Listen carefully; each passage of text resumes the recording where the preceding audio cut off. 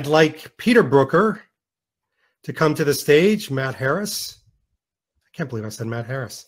Someone's going to have to take over pretty soon. I want to get me Sean propped Harris Thomas. And let's see if I can get Matt Spazer on the line. Oh, can you hear me okay? Oh, very nice. You look good. Well, I'm going to come off. So I've lost your audio, David. Can you hear me okay, though? Oh, I can't hear you, though. Hello, everybody. I can't hear you. Hey, yeah, pull Matt in. That'd be nice. Oh, look at you, Harris. Do you want me to pull Matt in? Pete. You look fantastic. Oh, well, it's hello, getting its debut today. Yeah. Your pillow looks fantastic. Cuddle up to that. Oh, that is stunning. That is stunning. Yeah, one of those. Do you think Q Branch can provide us one of those style polos that he was referring to? Ram. Hello. Oh, it's Matt Spacer. Hey guys, how do I sound? You sound great. You look like you've got a hog leg with you. For Matt. It looks like you're straight from Diamonds Are Forever, and you're sitting on the john. Oh yes. The you did. Yeah, the boutonniere is pretty much straight out of Diamonds Are Forever. I picked it myself. Gentlemen, this is Q Branch. Before you get started, we have a little kickoff video to really preheat the audience. I'll remind you not to touch your cursor since the Q Branch equipment is very sensitive. Thank you. Alrighty.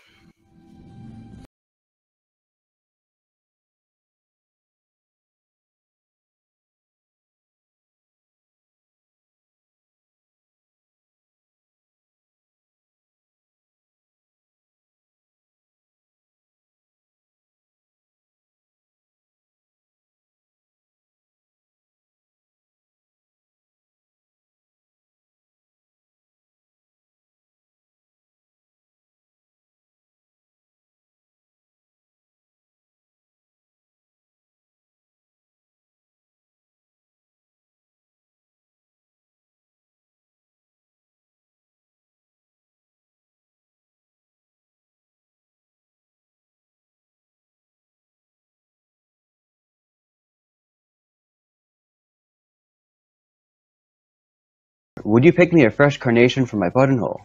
I don't know gay slang, Matt. What does that even mean? Look at the wrinkles in these socks. You know what? I'll see you Saturday. You can really iron your own damn socks. I wanted a voile shirt. I hope you didn't forget my cufflinks. Fetch me some clean underwear without skid marks.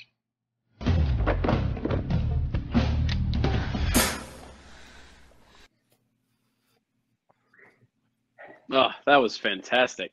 Wow.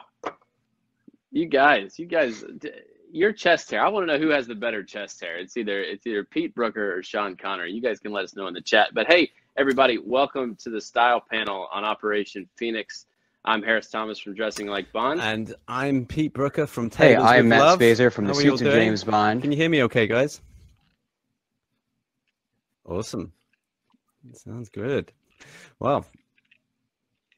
Yeah, sounds great, yes, Pete. Thank you very much. Would you like me to tell you?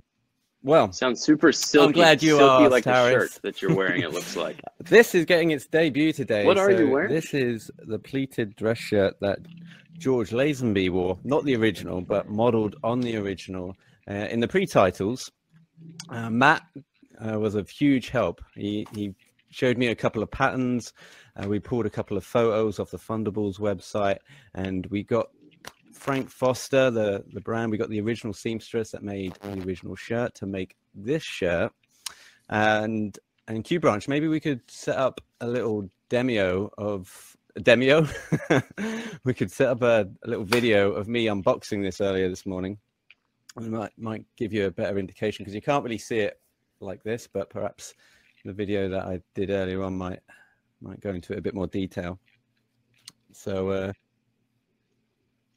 yeah, I can't actually see what that is. I can. Oh, is that you unboxing the shirt right there, Pete? I can't see any of this. So okay, we'll have to we get some for it. photos. Oh yeah, beautiful photos of George Lazenby wearing the original. Oh, yeah, okay. Now you're unboxing it. Mm. Oh that man, shirt is let me get a beautiful. Yeah, that close-up seems. look at this. I know. Excuse us, guys. I know you don't want to see Feels my beautiful. complexion this much, but this shirt is too good not to Oh look man, yeah, Pete, that is beautiful. Can someone get that audio drop? I like watching you tuck it at. in. You are beautiful. Yeah. My favorite was when that. This is just from a Yeah. PG My to a favorite was when 15 you real unbutton quick. your pants and button them back up. Yeah. Okay. Oh yeah. It did. Yeah, that's It did. wonderful, Pete. Hey, we're the last. We're the Well, last panel today, so at this point, shout everyone I'm out sure is every drunk off panel. of Tom Everyone's done such a Collins's and great job whatnot. today. I'm on my third. I plan to do Shout a out to the load of drinks work in the panel for background that. while watching But, everybody, but anyways, that's just been a write-off. So It's been all been but it's great. been great fun. oh, So yeah, very let much me just so. tell you a little bit about this shirt, and then we'll go into your previous shirts, guys. So this is a Swiss cotton voile, and it's interspaced with vintage baby lace. Now, again, you might have seen this in the video that we just saw. And when I emailed Sam, who works with Frank Foster, she said that this could have been the original lace because they excavated it out of an old box. So what you might see on this shirt here could have actually been the same bolt of lace, as it were, that was used for the George Lazenby shirt. Oh man, I love to hear that story. I love to hear that kind of history and that the brand has, and you know how they still have so many of the great old. Well, Matt, you introduced me to them, fabrics so and can't thank materials you that enough for they've that. been And it using really is for, just a magical 60 years. Disneyland for not just Bond fans, but for all people that are into bespoke shirts, fashion, and costume in general. So anyway, that's enough of my shirt. Matt, walk us through your one, please, sir.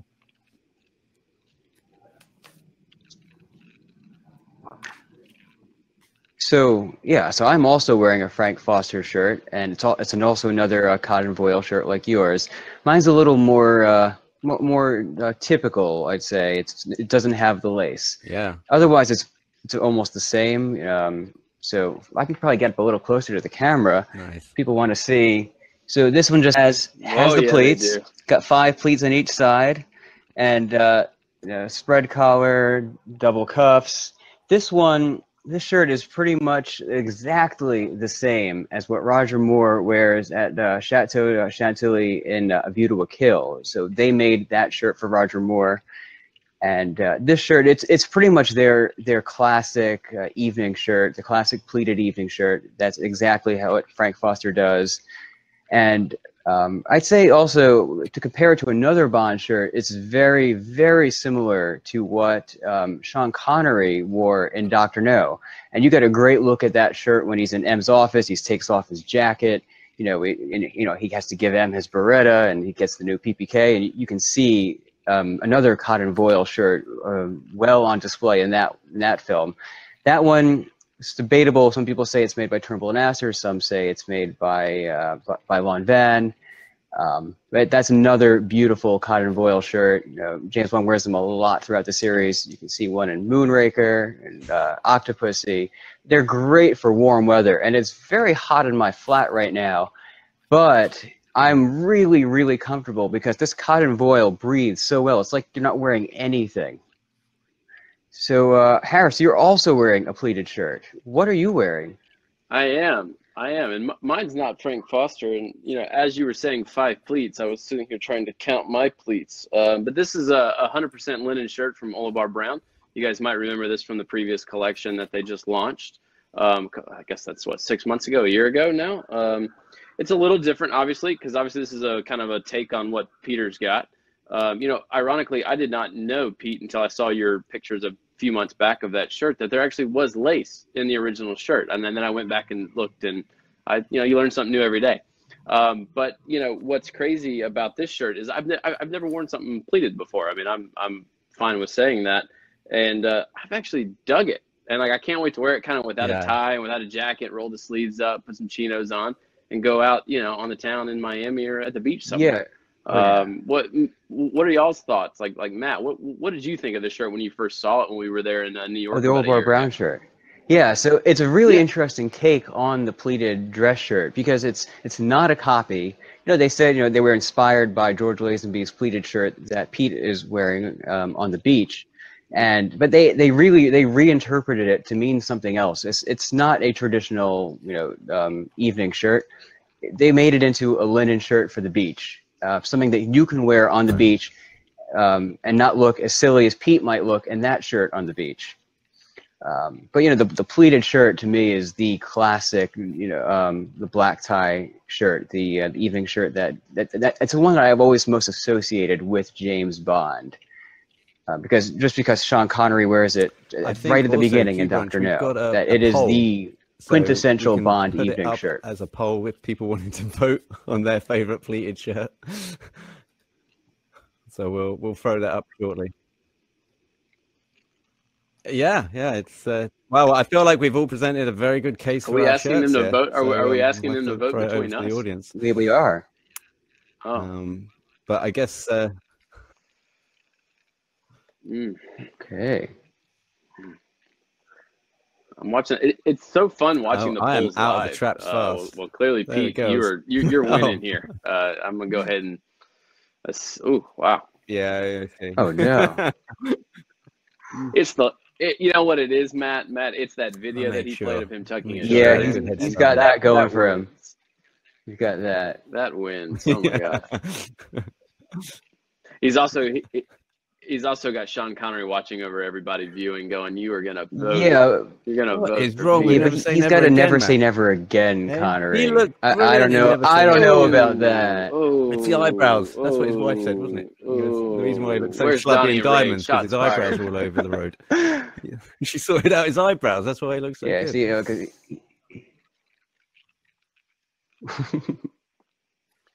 well, yes, that's true. All right, guys, we have 55%, 56% now of the audience that's voted. I don't know what the other 50 is doing, but help me, please. I beg you. Yeah. It's getting that desperate. Oh, man. Yeah. Just questions. Gentlemen, just so you know, I have in the queue about 38 questions incoming. So we've got a lot of people. I mean, this could be a 4-hour panel.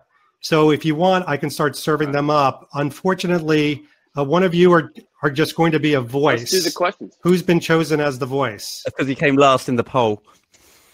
I'll be that guy. Harris, are you still there? It's a democracy. It's a democracy. Yeah, they voted him out. That they did.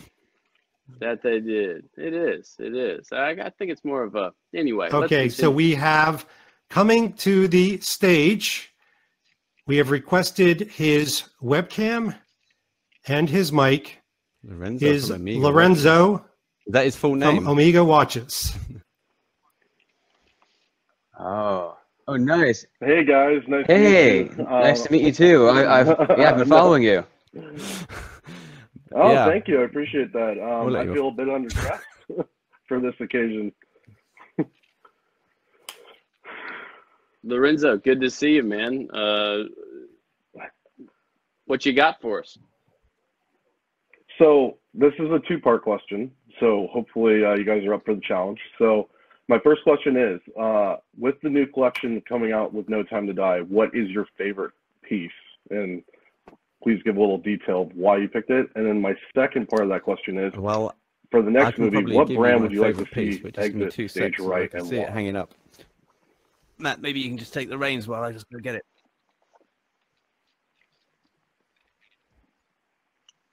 Okay, yeah. So I'd say my favorite piece from No Time to Die.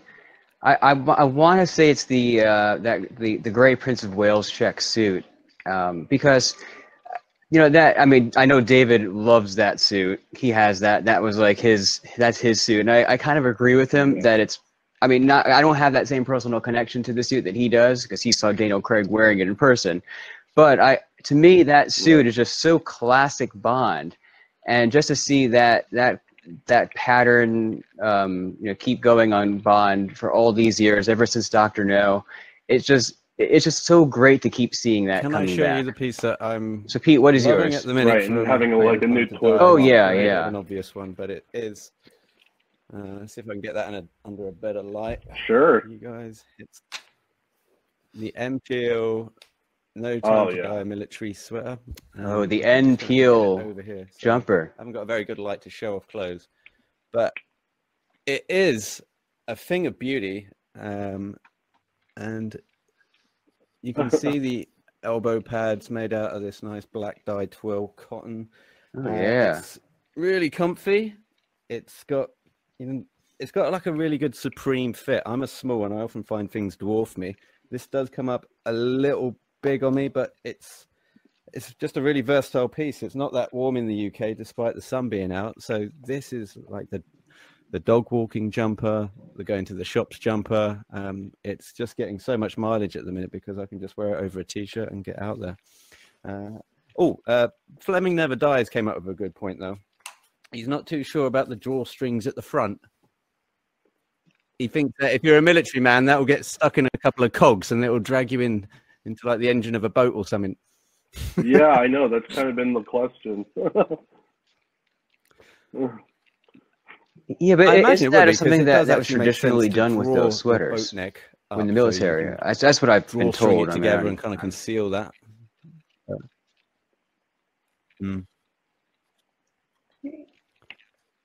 Yeah, and I suppose as long as you tie it in a bow, it'll be a little more out of the way. Okay, but that's I can see the issue that Fleming Never Dies brings up.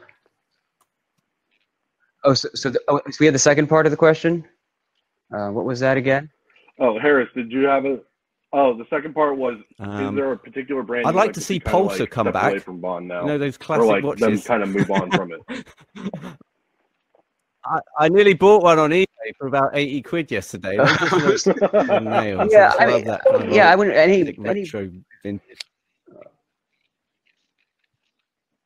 They do. Yeah, but I would say that any brand that's properly involved with the series is doing a good job. I don't think any of them need to leave. I wouldn't say that about any of them.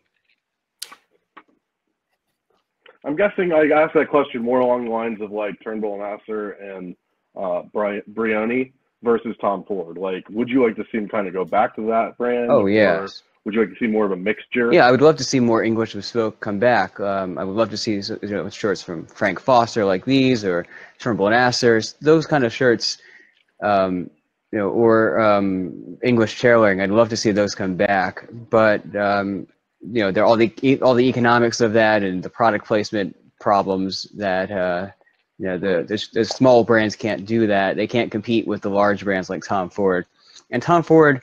I think they're very, very capable. They can pretty much they can do that English look very well. Yeah. Yes, gentlemen, we've got about 55 people in the queue every time we do it. So what we'll do is we're going to ask people to keep it to one question if they can, and this way we can get through as many people as possible. And we promise that whatever panels spill over, we'll make sure that we take up on a later date for sure. But for right now, we have Jovan entering the stage. Hey, great to see you. Hey, good to see you, Matt and Peter. Oh, thank you. It's a little bit of a Quantum of Solace homage here.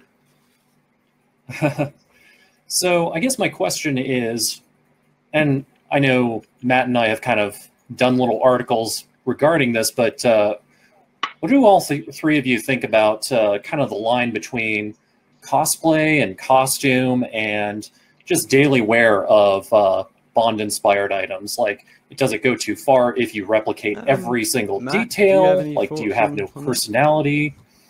What do you think? Yeah, so I think sometimes I think the key is you can copy an outfit that Bond wears as long as it's appropriate for what you're wearing it for, and then that's not cosplay. It's more cosplay if you're wearing it out of context. If Pete was to actually wear that shirt to the beach, it would look like cosplay. It would look like cosplay, Pete. But if you wore that to the casino, if you wore that, to any fancy dinner, then just as Bond wore his ruffled shirts, then that's not cosplay. Mhm.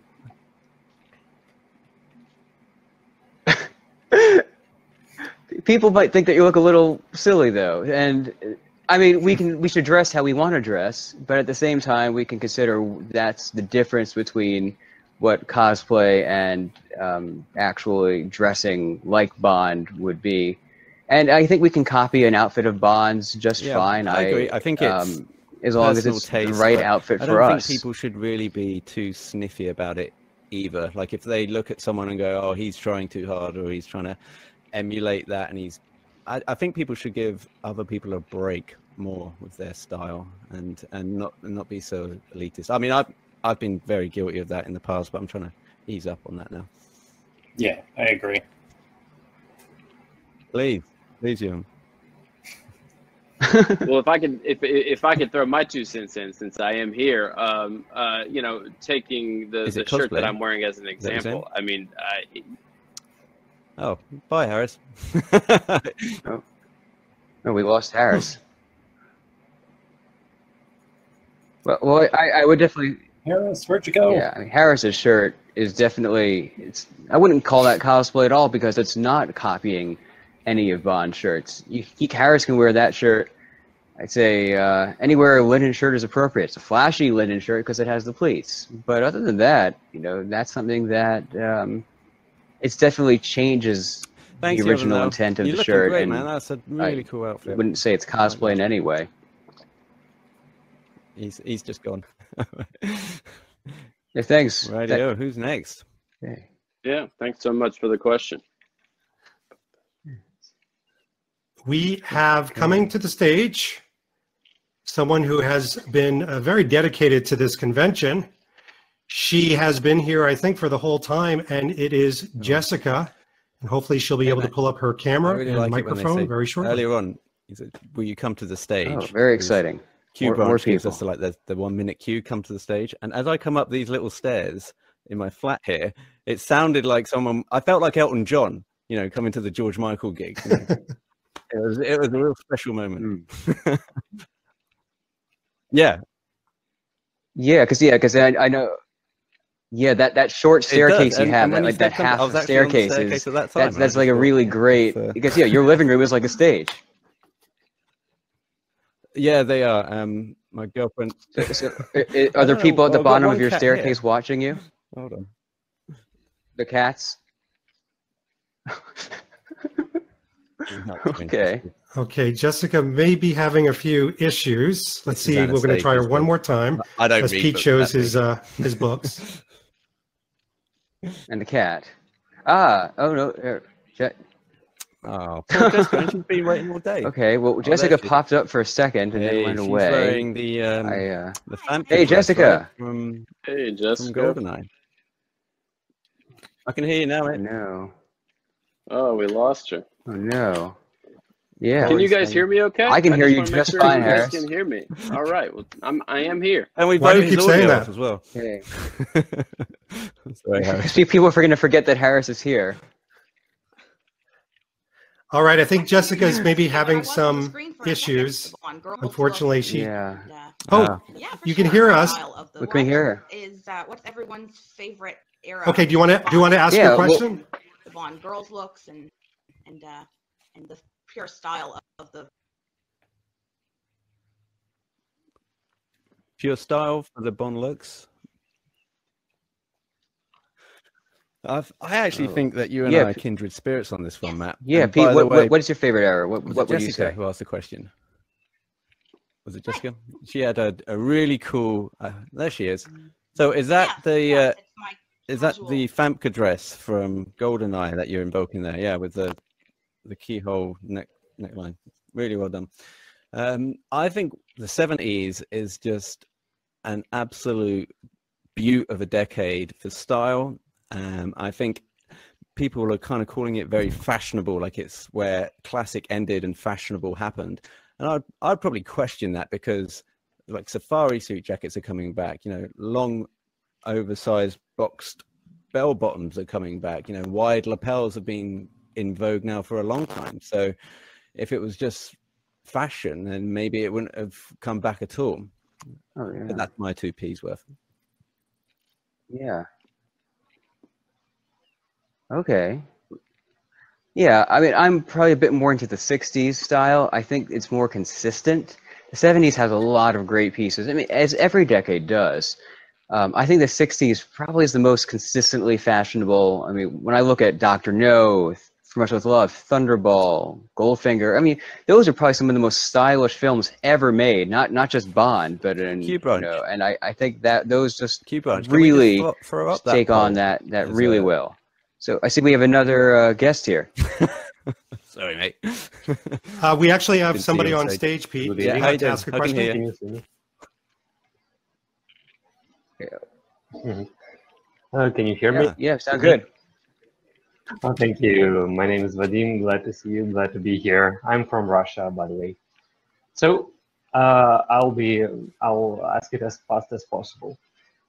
What do you think are the best examples of product placement in the Bond movies, and the worst ones? You can pick one of the category. You can pick one of the best ones, one of the worst ones, and one of the controversial ones. When they say people say it's bad, and you're feeling like it's good. Yeah, I mean, maybe we should have Harris answer this one off camera if he's still around. Harris, you there? I am, but unfortunately, the audio right now for me is, Yeah, is a little crackly, I've not really so I thought didn't about get to it hear until everything. now, So to be please honest with take it away. Okay, Pete, you have an answer?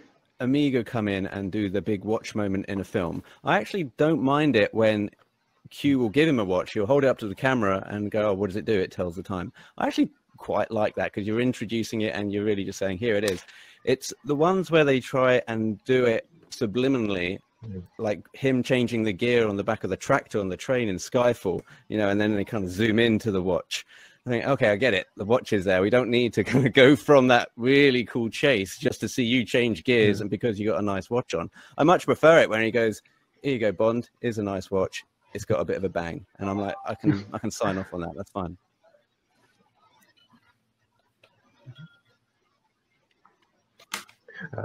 There was actually a clip of this watch in the official Omega video of Master 300 Spectre Edition. It was like, here's your watch, Matt, it what do tells you the think? time. Like it was taken straight out of the movie to the commercial. Nice.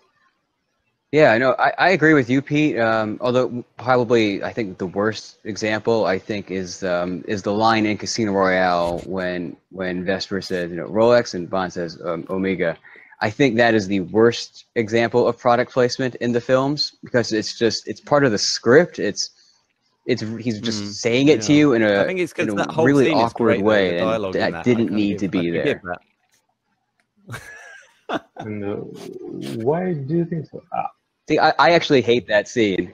So I love it. I think the dialogue is awful in To my it. So mind, but yeah, it's because. I think it was one of the things that was scripted and it worked.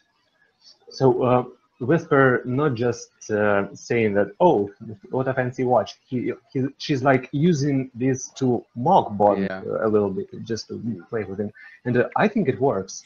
And actually, I think going from different watches to Omega back in 1995 was a really smart move because Omega Seamaster is a wonderful watch. I like it very much, and it has this naval background. It was issued to naval officers, and you know, I love them. I'll be this quick. I even don't mind Seiko watches in Roger Moore films because well, it's an obvious product placement if if there's ever were one. But I think it's got some, you know, some reasoning for it, because in Live and Let Die we have this wonderful line from M when he gives him his Rolex, and he's like, oh, next time we'll pick a more adequate watchmaker. That's a great for you. question, and it thanks, actually mate, for popping makes on. sense in a sort of ways. That's for Danya and all that. Hey, yes. Thank you very much. Would you like the that poll to run now? Can we throw up the stylish and Bond which film? which one you have, the right? purchase one or the stylish Bond film? People can have a look at it. Absolutely. So this might not even Yeah, be which what of you our guys had selection in do you mind. think is the most stylish that, of Harris? these Bond Which one? films? Oh, it's got to be Quantum all the way, Quantum's- right? It's gotta Harris be is like Quantum. doing Well, this, who like knows? voting Oh, for Harris? It's got to be ones. Quantum. Well, for you it is. Might like not be Street for Fighter. me. I'm paying for votes right now. Like I'm trying. I'm trying Oh, to do win you know that. what? I don't Maybe know, Harris. shouldn't have I put the think, Spy yeah, Love you Me might have down. influenced this poll. What's your as in, no, like for one of the Rogers. I think, perhaps that just. Oh, wow. Well, Roger's got a fantastic dinner suit in there. That midnight blue double-breasted dinner suit is legendary. Can I vote in this? I'll So- vote. so Such an iconic moment. I mean, he's wearing that thing through thick and thin of that film. Just you can't vote, Pete. Ah, I see. Well, I can vote. That's why you have actually, to. but- That's why you have to vote out loud. That way people will listen to you. Yeah. Yeah, well, my choice actually came in second. My choice would have been Thunderball. That one's second, a close second to Quantum of Solace. Quantum of Solace is number one here. Jocelyn, ladies who And- bond. Oh, How's the workout is going? that Jocelyn? She does these headstands against Hey, the guys. wall. Hello, Jocelyn. Very good. Go for it. Oh, it's going. What So happened? I've got a question. Since my husband is still asleep, he loves blue and gray suits. If I were to buy a tie for him for Christmas, what Bond tie would I get him? Oh, my go-to Bond tie, as everyone knows, I think, who's ever listened to me, is the navy grenadine tie. So I don't have a navy one here, but I do have a gray grenadine. So if you bring it up to the camera, it has this really interesting texture. It's very lacy-like texture. And I think it's very versatile. You can wear this with pretty much anything, And if it's a navy, it really goes with anything. Because if you watch most of Connery's films, he wears a navy grenadine tie in almost every situation. And there's a lot of places you can get them. Turnbull and Astor is the original place; they still sell them. Mason and Son sells them. They're just. Look up, if you look for a navy grenadine tie, there's so many places that sell them. And all the silk is from these two places, these two mills in Como, Italy. It's all very beautiful silk. So that's my recommendation for a tie. I'd probably go too, to piggyback a little bit off of you, Matt, is maybe look at one of the Tom Ford No Time to Die ties that they've got coming out, because there's a couple shades of blue there that have a little bit of a sheen to them, a little different look. Yeah, those are great choices too, Harris. The one especially the darker navy one that he wears with the gray Prince of Wales check suit. Keep up the great fitness stuff tie. on Instagram. Oh, she's gone. Great. Wow. Thanks, guys. Yeah, thank you. Fantastic. What have you got? Still hear you. Okay. All right, gentlemen, we have James says, a numbing amount of questions. So we have, Okay, let's keep yes, going. absolutely. We have another agent heading to the stage. This is Marcelo. that's for If James. Marcelo James, could that's what I'm drinking. accept his camera and microphone. Yeah. Here we go. Hey. Okay. Hey, how you doing? Hey guys, can you hear Good me to see okay? you. Good. How are you guys doing? I just have a quick question. I find it to be very easier for me to emulate Bond when I'm in cold weather, but I've been living here in Southern California in San Diego, and where people really dress down and khaki shorts and t-shirts. So if you could recommend anything that I could wear. Well, so here we are. I'll Here's something. from last year's Olabar Brown line. Their toweling polo inspired by what Sean Connery wears in Dr. No. There's a lot of great warm weather Bond casual clothes. You see a lot of them, especially in Thunderball. It's probably one of my favorite films for any kind of Bond clothing. You have a mohair dinner suit like this one, midnight blue, and then you have great beachwear. So there's just so much to choose from. But yeah, I think that's just a lot of great choices for Bond warm weather clothes. And if you want to dress up for warm weather, this this outfit here. This is so my dinner suit is a bespoke from Anthony Sinclair, and it is made in a mohair and wool blend. Mohair suits, they have a slight sheen. This one doesn't look really all that shiny, but the mohair is a very crisp material. It's not very soft, but it's very, very breathable. So it's also, that's great. Shirts in voile, like what I am wearing and what Pete's wearing, probably are, you can probably only get these from bespoke shirt makers, but these are really, really comfortable in warm weather. I feel like I'm wearing nothing. You see Roger Moore wearing these a lot. You can, like, say, like an Octopussy when he takes off his white dinner jacket and Q's Lab, and you can see through the shirt. That it's just feels like you have nothing on. Great things for warm weather. And nice. also, Excellent. and also, my buddy Commando Bond on Instagram, his name's Caleb. You know, ironically, I don't think I ever would ever say Abercrombie and James Bond in the same sentence, but I'm about to. If you go on their website, there are 3 shirts, camp collar shirts, that look exactly like all the camp collar shirts. Write this down. No, I mean there's 3. There's a navy linen. There's a white to blue striped shirt that looks like Thunderball. You know, kind of an affordable budget. But I mean, I think, you know, there you go. I think if you stick with chinos, you can go get you some Sperry topsiders like Daniel Craig's wearing in No Time to Die, and get you a linen shirt and roll the sleeves up. And I don't know if these were the ones you're all set. Wear some cool shades. Oh yeah, that's a great choice, Harris. Camp collar. Yeah. Oh, very nice.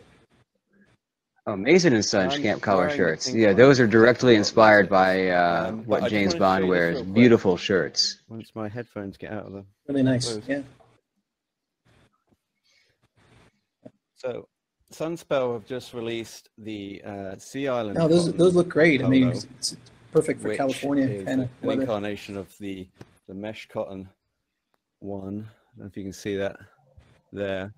That Daniel Craig wears to the One and Only Club, and I actually prefer the Sea Island cotton, probably because it's more of a luxurious cotton and it's more breathable, it's lighter, and I think it just looks like more of a smarter, sleeker looking garment.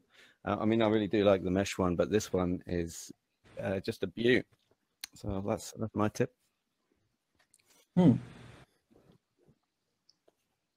Okay. Yeah. I would contrast them with fantastic. Like maybe and to wear those chino, with like a good set of like trousers, much like he does in the film, right? Matt, I think. Okay. Oh yeah, I mean you have a lot of options. There's I think we can look to Bond for great color combinations, no matter what he's wearing, but also we can figure out other things for ourselves. Fantastic. Yeah, thanks for your question. Thanks so much. Hey, Q Branch, who's up next? Well, Matt, give me a second to find them. This is why Q Branch doesn't give you the good stuff. Actually, we've got a very familiar face, but probably even a more familiar voice coming to the stage to ask his style question. And I hear the mic turning on. Hopefully he accepts his camera as well, and we'll get this gentleman on. Hey, Corey. It is Corey from another How we doing, Corey? James Bond podcast. Yeah, good to speak to you. Oh, welcome, Corey. Hey guys, how you doing? Hey, Corey. Fantastic. So, I don't know if you gentlemen have heard, but Congratulations. I was proposed to a couple of weeks ago, and yeah, congratulations. Yeah, so I'm thinking I'll wear a Bond style suit to the wedding. Probably not like a dinner jacket tux kind of thing. We're going to keep it a little more casual, but it would be nice to have a suit that I could wear to that, and also something I could wear for later. What are your thoughts? Well, what do you think of a gray suit, Matt? Well, I say it depends on what time of day, what time of year. But there's a lot of different Bond suits you can wear. Probably either going to be gray or navy. But where is Where is this wedding? When is it? What time of day? Do you have an idea about that yet? It's going to be.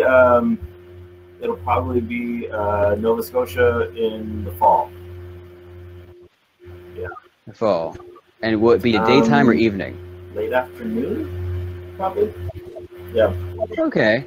You know, I think you can wear probably gray or blue. Just your classic suit colors. You know, I like something a bit more special than like a solid something. You know, something like a. I mean, I'm a big fan of mohair. Semi-solid mohairs can look beautiful. They look really special, much more special than say a regular worsted suit. I think you can wear those year-round for pretty much any fancy get occasion. On one knee? Okay, good to know. That'll be like my first. No, she didn't. But she did have a. Were you speeding in a car at the time, and then you just pulled over in a lay-by, and she kind of popped it up? Yeah, oh, that's wonderful. No, it was no. It'd be cool though. The center Well, console just opens out of the man. center console. Congratulations That'd be to pretty both. good. No, nothing like that. Okay. Yeah, thank you very much. The bash. Yeah, thank you for your question. Wish you all the best. Yeah. So, but yeah, you know, I think Pete, you know, so many great suits to choose from the Bond series, and so many. Favorite suit? You I know, always say this. What are some of your favorite suits? What you can talk about while we're waiting. But the cream herringbone linen suit that Pierce wears, in the world is not enough. I think it's just how it is in the action. Oh yeah, I've always loved that one. You know, does he whips his shoes off, doesn't he? And just shoots Sophie. Sorry, leaves them on, but shoots Sophie Marceau in the face and then dives off. No, he leaves his shoes on, those monk shoes. But he, with the blue underneath, the blue shirt, that's probably he gets those church's monk shoes soaked. Who have we got this young gentleman? Oh, yeah. Hey, Martin. Sacrilege. Right, it's Martin from the 00 Files, and my question might sound a bit more complicated than it's supposed to be, but if you think about the brands that have featured in Bond and what they've actually brought on screen, what do you think is the most disappointing? And to give an example, Dine on the Day, the Hawaiian, the floral shirt, you know, you would think they just go into a dollar store and just get any old shirt, but no, they had to get one handmade specifically for the film by Brioni. You know, right? So that, to my mind, doesn't match with what I expect from Brioni. So in that, so from that point of view, which brand do you think was a bit of a disappointment when you saw what they actually brought into the film? Well, you know, for me, I think what I see with the suits in Skyfall from Tom Ford, you know, they're beautiful suits, just the way they fit. Now it's fashionable, but for me that's a big disappointment because I saw the suits were perfect and that they made for Quantum of Solace. In Skyfall, things they changed up a bit, and I think that disappointed me because I know they're capable of making some of the best suits in the world. Yeah, I always say that on the podcast as well. Now, the suits in Skyfall look great. It's just a shame that they're 4 sizes too small. Especially the one right before he gives chase to Silva, you see the sword like just pulling and creasing everywhere. It's just such a shame because I really like that suit on itself. No, I hear you. It's not moving well with the action with his body. No. Yeah. Yeah, I am. I guess for me, I wish those Sanders and Sanders Chukka boots ended up doing more. I feel like that's like the one pair of shoes, right, that no one ever talks about in the Daniel Craig era. I mean, everyone's, you know, it's Crockett and Jones, and rightfully so, of course, right? I think also J. Crew. I mean, as a guy who wears J. Crew, I guess I just feel like James Bond could do better than J. Crew. So to have J. Crew boots in Spectre, you know, it's questionable a little bit. Granted, I wear the boots and I love them, but you know, I think you could do better. I'm sure you would agree, Matt, about the J. Crew end of it. But what about you, Pete? Is down to a costume designer, is down to Tom Ford, or down to Daniel Craig just being a little bit vain. He's saying, look, I just got in the condition of my life for this movie. And I need everything on show, so I need this shrink wrapped on me, and there'll be no doubt that people will know that I'm an advancing man in my 40s, but I'm in the best condition that any Bond has ever been in any age. So I do think there's a little bit of him trying to keep his youthful aura about him, and I think that is coming through in the suit. Yeah, but I'm not seeing that, because to me, when I see him in these tight suits, they're not showing off how muscular he is. You can't see his muscles through these suits. That's why he should be wearing a like a very tightly fitted knit polo shirt. Like you can, when he's wearing that Sunspell polo in Casino Royale, that to me is like, that's when they want to show off what Daniel Craig, all that work he put into his body, and still look fairly elegant in his casual wear. Melanie, to me, that's a success. Tight suits, eye candy and the for suits the ladies. in Skyfall, we gotta not think so about much. this demographic for once. Oh, okay. Right, well, thank you very much. Quick shout out to David for putting this all together and still being with us for 7 hours. Good work. I really appreciate what you're doing, and just a big thank you for all of this, and you three gentlemen, of course, for your time. And your So, podcast thank you very much. your podcast is fantastic. Thanks for hopping on. Thank you. Thank you. Thank you for your question. Thanks. Hey, gentlemen, we've got a answer live question. That's an interesting one. Just popped up on your screen from Julian Digby. Favorite outfit worn by a lady? Let's switch it up a little bit while I pull somebody else onto the stage. The Versace dress that Eva Green Pete, wears. you want to take that one? The evening gown with like the fishtail skirt and the way she just kind of enters. I think so. It's a real moment when she comes into the room, and the whole kind of back and forth when they're in the hotel room. Like, here's the dress I want you to wear. I want people to focus on the neckline, etc. So Versace have done some amazing outfits for the Bond film. The Die Another Day, Jinx, the kind of Swell Cozies, Crystal that she's in the Ice Palace there. I mean, say what you want about the film, Anna's Jinx. Lindy Hemming and Halle Berry really knew what they were doing when they came up and put that thing together. So I would say Versace for those couple of dresses. Oh yeah. Hey. So we have someone else on the stage. Hey, how you guys. doing? Pleasure to finally chat with you all. Nice tie, by the way. Nice tie. The poster in the background. Thank you. Thanks. So, what's that? Oh, thanks. So my question for you gentlemen is, Matt the other day posted on his Instagram some 1906 fashion plates. And I live in Austin, Texas, where formal wear is a polo and flip-flops. Why do you think style has shifted from wearing elegant suits to the more casual look of t-shirts and jeans as normal everyday clothes? And do you think the next Bond has any chance of making a fashion impact and getting more men in shirts and ties? I think Daniel Craig has actually done a lot for for dressing up, because I think that his his evening wear has really made a big impact. Just with midnight blue dinner suits, really skyrocketed after Skyfall. That's such an important thing that Bond has done just in the past decade for fashion. And I think, I've noticed that a lot of people, they are inspired by what Daniel Craig wears just for his suits. But, our whole world overall, it's definitely much more casual than it used to be. I think but it's not just in clothing. People, we call everyone by their first names now. We're not saying Mr. and Mrs. to every new person we meet. And I think clothing reflects that too, but by dressing down, and it's just everything is less formal than it used to be. It's not just clothes. I agree. I think there's just been, in society in general, a huge casualization of menswear over the years. I mean, here in London, I live right outside one of the biggest business parks in Western London, which is Chiswick Business Park, and you rarely see anyone go into the office in a tie these days. So we were talking about cosplay earlier. It's almost like if you really want to get dressed up and go to the office and wear a tie and look the nails, that's almost becoming cosplay, because people are noticing, whereas beforehand that would have been the norm.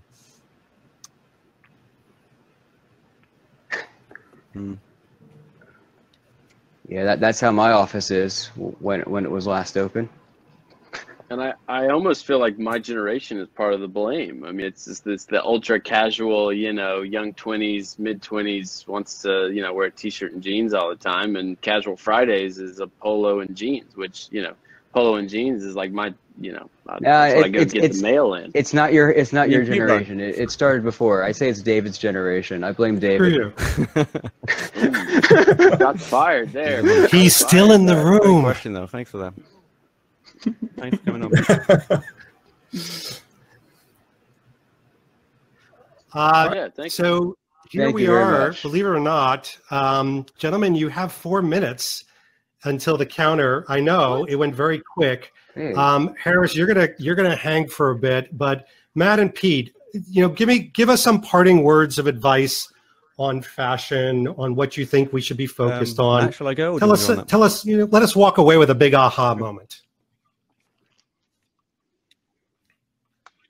Oh, I can go first. I mean, for me, dressing is all about what's right for us. When I look at Bond, I see he's worn so many different types of clothing. There's something for everyone in Bond's fashion, in Bond's style. We can all find one piece that we can relate to, even if it's that torn T-shirt that we see in the trailer for No Time to Die. There's something for all of us, and we have to do what's right for us when we dress up or dress down. I said earlier about trying to be less sniffy about what other people wear and less judgmental. And I've been real guilty of, you know, looking at people what they're wearing, and I say, like, how can you even leave the house like that? Now, I think fashion. There's a line in Tin Cup where Kevin Costner says that golf and sex are the only two things that you don't have to be good at to enjoy. Now, I would put fashion in that bracket as well, because I wouldn't say that I'm any good at dressing. I don't have an eye for personal style, but, you know, you can still enjoy it. And oh, Roger's here. There's been a few questions like on the panel saying, "Where's Roger?" So as we're leaving, here's Roger, and he's got a little bow tie. He's got his bow tie on. Oh, he smells fantastic. We just bunged him in the shower and put the new shampoo on. You got the bow tie on today. There he is. So even Roger can dress up. Comes up on the couch. The chat is going crazy, Pete. Harris, what about you?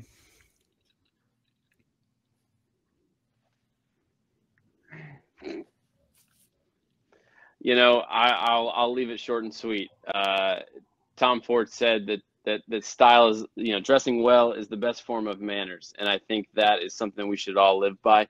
It's certainly something I try to live by, regardless of what I'm doing. Even if I'm going downstairs to pick up the mail, you know, it's just respectful. And I think, you know, it's one of the greatest things about James Bond that you can do. That's, you know, that applies James Bond to your everyday style, and I think we all can embrace that. Oh yeah, that's a great one, Harris.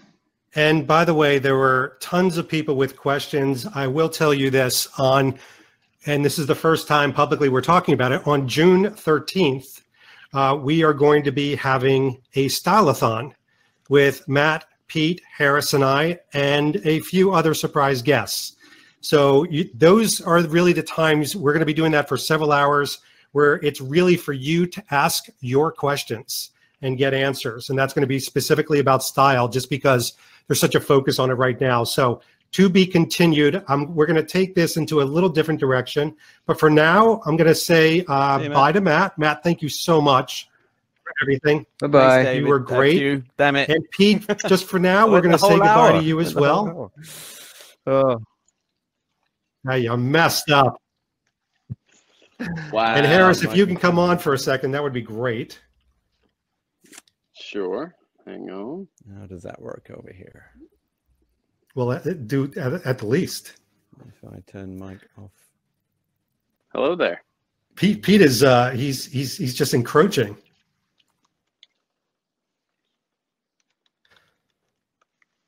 Oh. How's it going? How you doing, Harris? Hey, man, you know, I'm going to right now speak for everybody in the Bond community, all the panelists and everything. You know, if it wasn't for you, we wouldn't be doing this. So I do want to thank you for, you know, cheers to you you know, yes, it's a group effort, it's a team effort, but you know, you wrangled us in, and you're there for us all, and we appreciate it. I know I do. So cheers to you, man. You've been here all day. I don't know how you've done it. I mean, oh man. Because it's anyway, man. No time to die. You got to keep going. Cheers, bro. No, I actually wanted to keep you on because I mean, you and I have talked about this. It's so easy, and this is for everything in life. This could be about your job, relationships. It could be about the Bond community. It's so easy to destroy. It's really hard to create. And I think, you know, all the things that we've done, whether it's just the operations or someone just reposting something, it doesn't need to be big. It doesn't need to be an event. That's about creating something. And there's nothing more incredible than that when people come together. We had approximately 820 people come through here today at different times, in and out, in and out, in and out. And it says a lot about this. These videos are going to go up, and, you know, just to be able to distract us like this for 7 hours and 5 minutes is huge. Whew. I know it's hard to believe, but I do want to do something because we have a couple people with questions. And although you and I are not Peter Brooker or Matt Spazer, I thought we could have a few people and maybe we could give them our point of view on style. I'm not wearing pajamas, I'm wearing Thunderball, but we have Adrian on. Adrian, welcome. Hi guys, gosh, I feel so underdressed. That's all right. I'm wearing pajamas. Right. I don't wear this every day, I swear. I know, yeah, looking good, looking good. You got a question? What's up? Yeah, well, hopefully I had two, although our Frank Foster expert has, I think, just... We'll just make it up as we go along. All right, the first one, I love the Timothy Dalton films, and The Living Daylights is amazing, but the clothing, I'm not a big fan of, and I know the Emma Porteous, the costume designer, why were they off the peg so much? Was it a thing of the times?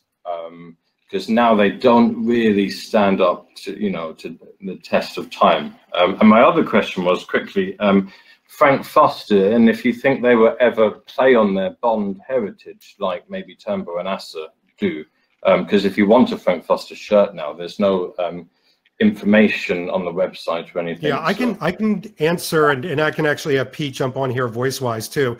It's interesting with Frank Foster because I know that they've been approached as far as doing something a little bit more official, and I don't think it's something that they're interested in. I think it's almost difficult. You have to have a relationship with them. Obviously, Matt had a relationship, and now Peter has a good relationship with them. And whenever the two of them have said, "Hey, would you like to meet some other guys in the style, you know, world of Bond?" They're like, meh. And it's not a negative, but Pete, I don't know if you could come on just Mike, but would you agree with that?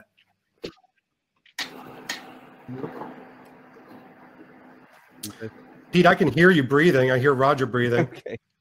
So yeah, so Matt introduced me to Frank Foster, and it was by appointment. So it's not like a shop. It's down in Pall Mall, and it's really in like a basement. So you don't walk in. It's not like a retail place, and you don't get a bourbon and sit down and blah blah blah. It is very much like you've walked into a wonderland. I mean, that's all I can explain it as. And they're very, very private. The amount of times I've tried to get them on the podcast, or I've tried to do like some little bits of video with them, they've been very agnostic towards that. But I think they're very bashful, for one. They're very introspective and shy, and they'd just rather make shirts. They're very proud of their history. They're very proud of what Frank Foster has done. I think they would have appreciated him having more fame at the time, or at least a bit more recognition. And sorry, I didn't catch your name, mate. What was your name? Adrian, you asked about Living Daylights and the style. So, yes. I actually spoke to Emma Porteous the other day, and she said that her daughter, I believe, had a really bad accident on the first day of filming there, and she was still involved in the film, but she was kind of very distracted, shall we say. And so the wardrobe master, Tiny Nichols, took over pretty much from that whole film. And Timothy Dalton had his own taste, his own impression of what Bond was going to be. So he had a lot of input. I mean, we talk about Daniel Craig having a lot of input now.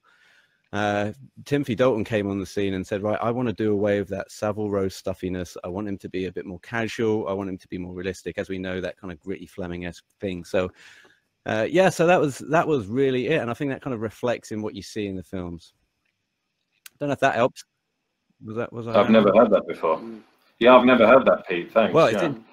I think you're right, Pete, too. Like we're so used, right, to the film series James Bond and what the film series James Bond would want. And I think the thing you can respect about Dalton, regardless of if you like his films or like his hair or like his clothes, or he wanted to do what Fleming wanted. He dove into the books, right? He wants to be that everyday, you know, military government individual. And I just, you know, I don't think our, you know, the British government today is going to have agents walking around in Tom Ford and, you know, Cuccinelli and whatnot. So maybe they are. I wouldn't know, but I just can't imagine it. That's Good just my point. thought. Adrian, thanks for the question. Thanks, yeah, good thank question. you. Thank you. Pete, thanks so much. We needed to pull in an expert. Go back to taking Roger for a squirt. I assume that's what you were doing. Harris, we talked about at the beginning of this virtual convention, we talked about storytelling. And we had some young Bond fans come on, talk about their story. We had people all throughout the day talk about their stories through their questions. And even panel hosts, they were talking about their subject matter expertise through stories. What's your story? Because, I mean, I met you when you were young. And for somebody your age at that time to get into the sartorial and also the old world pomp and circumstance of like florists and shaving. I mean, where does that stem from? I don't, you know, I, like most, right? We start with James Bond through our father. And I know you do the same way. I'm sure, you know, all 254 people here, probably 3/4 of us, you know, were introduced to James Bond somehow through our father, which it was for me. But, you know, my dad wasn't a big James Bond fan. He just said, you know, here's a movie, and we watched it. But I kind of like went through this period of time, I think that everyone goes through, guy or girl, that you're just trying to find yourself, find what you're into, find what works for you. You know, I was a musician. I had hair past my shoulders, playing guitar.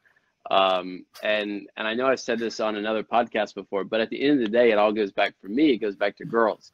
And yes, it's a little cliche and it sounds a little bad, but hang on, just hang on, work with me here. It was, at the end of the day, it was, I need to better myself, right? And I saw this escapism in James Bond of, I was a nerd, I played guitar, right? And ironically, no one really wanted to be my friend. I didn't have a lot of friends. I didn't have a lot of social life, but I had James Bond, I had the Fleming books, I had the movies, and I could dive in it through there. And then that kind of like turned into this thing about clothing of like, one day I was like, you know what? I thought girls like guys with long hair. That's not the case. So I cut my hair, right? And I moved back to North Carolina, where I'm from. I went to work in a high-end clothing store in North Carolina, and it was like, you know what? I'm going to dress like James Bond every day. Literally dressing like Bond. That's what I'm going to do every day. And I'm going to better myself for my career, for my friends, my family, my future wife, everybody around me. I want to be able to enhance through the eyes of James Bond. They don't have to know it's James Bond, but if we go to a certain place that has a martini bar, or a certain, you know, a couple of guys that are getting married that want to know, what should I wear for my wedding? Let's go here. They don't have to know it's James Bond, but I do. And that's, you know, that, like you say all the time, that invisible moment. And so for me, it kind of like took off from there. Obviously I met you, looked up to you for those many years. And then I moved down here, you know, I'm like 25 minutes away from you, by the way. Hello. And you go to my barber, you go to my tailor. Yeah. Walk. By the way, one of the reasons why I think Harris is telling this story, and I think Harris just thought maybe I was going to have him to tell his story, but Harris has a bit of a surprise for everybody on here. So I think it's time, but I believe you wanted to use this forum to propose to your long-time girlfriend. Shit, no. You know, ironically, she's not here. So I thought that would have worked. Anyway, I thought that would have worked. It wouldn't have worked. It wouldn't have worked. You know, when it was my time to go on, she went for a walk. I mean, man, that would have made this. They would be talking about this convention tomorrow if you had done that. You couldn't have just played along and gotten down on your knee and proposed. But What am I going to propose to? RGT and Connolly? I mean, they wouldn't have you. Those brands are too nice for you. Actually, that doesn't say a lot about Laura. I'm sorry. George might take me, though. Did I render you speechless? I think you did. I genuinely, folks, you just saw right now. This is live and no pre-planning here. But you're gonna have a Bond wedding when you do, right? It'll definitely be a Bond wedding. Absolutely. You know, ironically, my lovely girlfriend and I, we have joked about weddings through her friends' weddings, and I'm like, I can wear a white dinner jacket, right? She's like, absolutely no, you're not. I'm like, why can't I wear a white dinner jacket? And she's like, white's my day. I'm wearing a white dress. I'm like, well, I can wear a white dinner jacket. No, you can't. But you need to have on the cake, you need to have a cake topper with you going like this, like doing the gun pose. Well, number one, we have all the time in the world, right? Louis Armstrong. I want that played at some point during the movie. No one's going to know that's James Bond except for me, except for Laura, and she'll roll her eyes. And what I really want at the end of the day, I want to be able to wear what I can, you know, what I choose to wear, which will be probably something looking like this. And I think to be able, you know, there's that moment right after the wedding and they introduce like Mr. and Mrs., right? When they walk out for the first time for the food, to have just like a quick, like, da-na-da, and it's Mr. and Mrs. Oh, that's all I want. That's I'm cool. good. Are you going to invite me? That's all I want. But probably not, quite frankly. I'm kidding, David. You're my best man. I promise. I hope so. And by the way, I just invited another one of our friends, Commando Bond, Caleb Daniels. How are you, Caleb? Doing well, David. How are you? Wait, I'm good. Have you been dressed like that all day? Yes, sir. Ready to rock and roll at all times. And please tell people where you're from and how early you were up this morning. I'm from the Kansas City metropolitan, and around 6 a.m.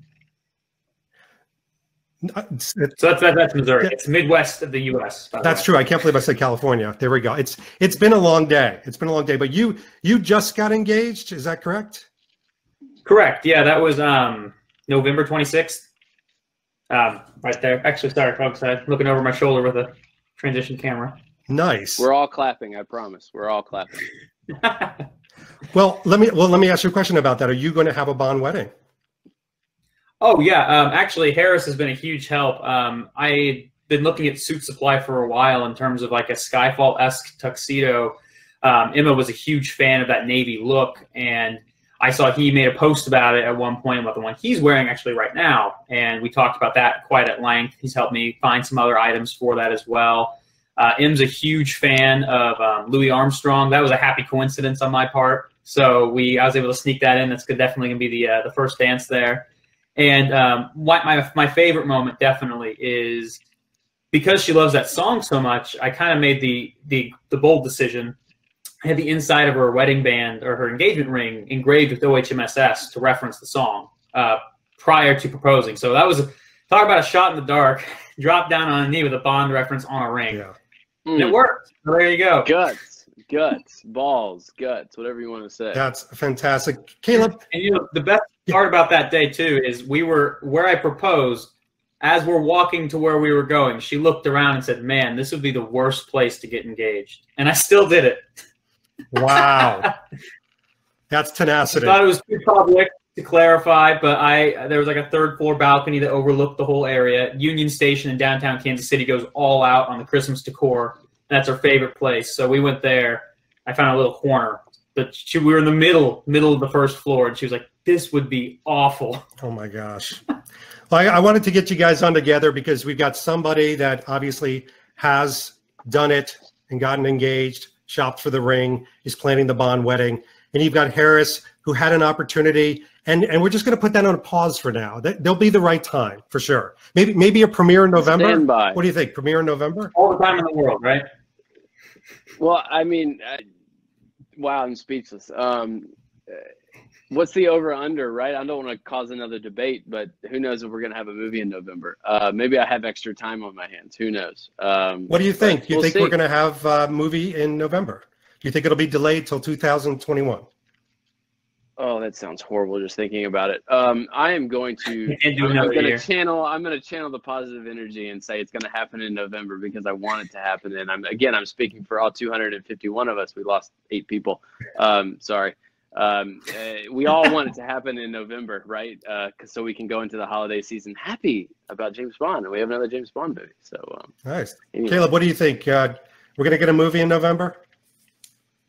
I'm incredibly optimistic. I can't imagine waiting another year. I was a junior in high school when the last movie dropped. I'm now graduated from college, engaged, and I will be married like 3 months in by November 2021. I can't wait that much longer. That's a lot of milestones in between movies. I agree. It'll be interesting because there's so many schools of thought.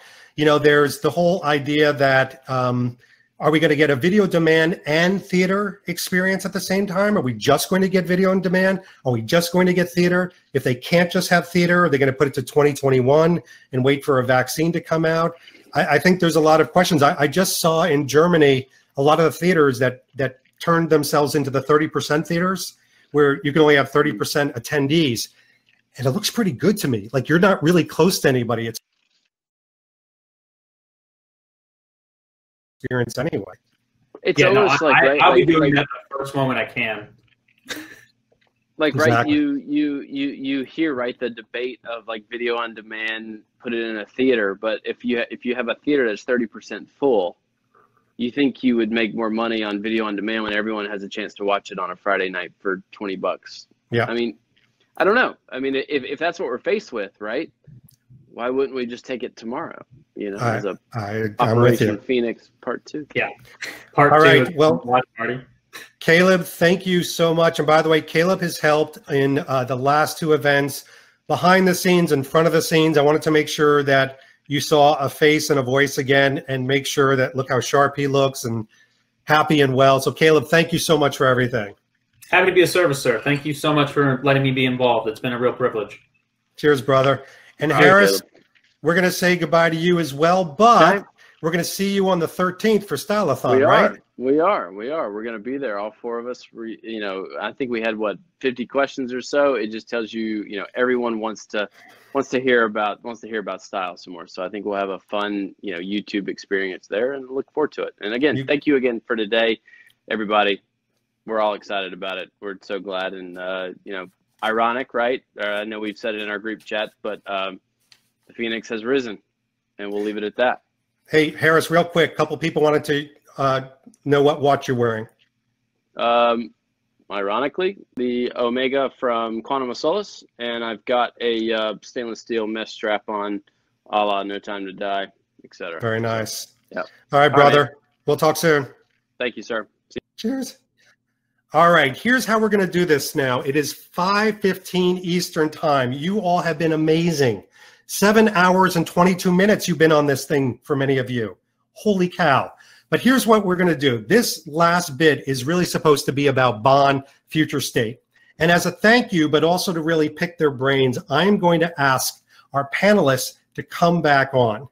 And I'm going to ask a simple question that they have not prepared. And I mean this. I have not told them I'm going to be doing this. So this is going to be shooting from the hips. And those first 2 gentlemen, unfortunately, they have no warning whatsoever. But I would like Matt, sorry, I can't believe that. Bear with me. Tom Sears and Calvin Dyson to come to the main stage, please. And we'll give them a moment to do that. They have to activate their cameras. It's a whole thing. It's a whole protocol. Oh, Tom Sears, Calvin Dyson. Calvin, you changed. I did, yeah. I changed to something a bit more comfortable. I hope our little game. I hope our little game wasn't making you perspire. It was actually. It was. Gentlemen, thank you for coming back on. How have you liked it's been great, so far? Yeah, it's been great. It's been awesome. I've dipped in and out throughout the day, and yeah, it's been a lot of fun. I kind of agree with what Pete Brooker was saying earlier on, like when he mentioned, like, oh, you know, planning on doing something on the side, having this on, and sort of, yeah, you know, paying attention, and then doing something else. And then I just ended up watching the whole thing, even like, you know, bringing in dinner. So it's been really entertaining. I've really loved it.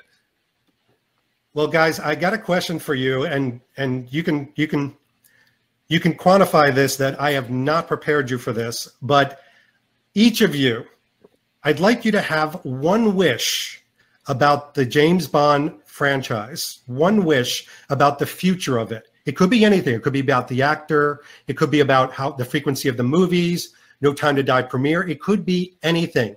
But you only get one wish with this James Bond magic wand for the future of James Bond. What is your wish? And who would like to go first? After you, Calvin.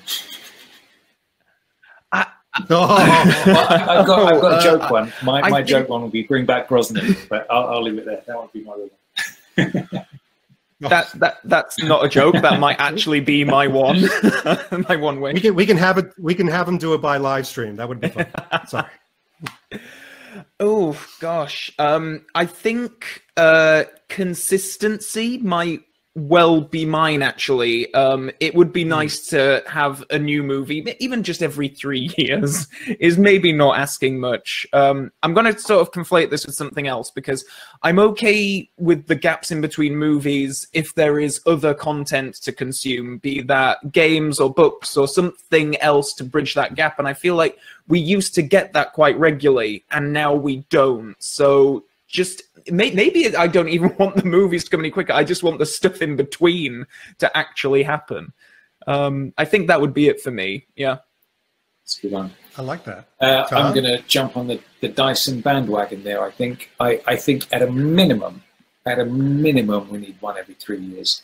I'm not sure if it's realistic these days to get one every 2 like we used to, just because of how things are these days and how things seem to work. But yeah, man, I think. See, I feel like 5 is a good number of films for a Bond actor. It's like usually if you go over 5, that's when the cracks start to show. And I feel like if you had a new Bond come in who's, 35, that's a good age, and, one every 3 years, we get 5 films out of him, then he moves on. I'd be down with that, Give him enough time off between. Because maybe, I don't know, like when you look at Daniel, it seems to take him a lot of energy to crank up the energy to get the next film out, doesn't it? And I feel like he knocked out 2, 06 and 08, then it was 4, then it was 3 years, now it's my 6, and it's just like, damn, man, that's very painful. And if it is next year, then we've only had 2 Bond films in this decade, which is just horrifying. So yeah, I'd be all about consistency as well. Yeah, for sure. Mm. I love that, because that actually benefits everyone. It's not just for you, it's for, we would all benefit from that. Guys, thank you so much for being a part of this. Hopefully we can do it again, but thanks. I'm gonna jump onto the fitness panel, so I'll say goodbye to you guys for now. Cool. And thank you, David. Thank you, man. Thank you very much for all of this. My pleasure. My pleasure. All right, can we have Sean? And if Jacques is still in the room, let's see if Jacques is here. I don't think he is. I think hopefully he is asleep or something like that. I'll have to take the question on my own, will I? I've got 2 wishes. You get 2 wishes then. Yeah. Sean, by the way, what's great about this is yes, you were a part of the fitness panel, but you're a Bond fan. So this has got to be important for you too, to this magic wand moment. I think the actor is so important these days. And I think the choice of Daniel was controversial for a number of reasons, and it showed that it worked really well, and he made it his own.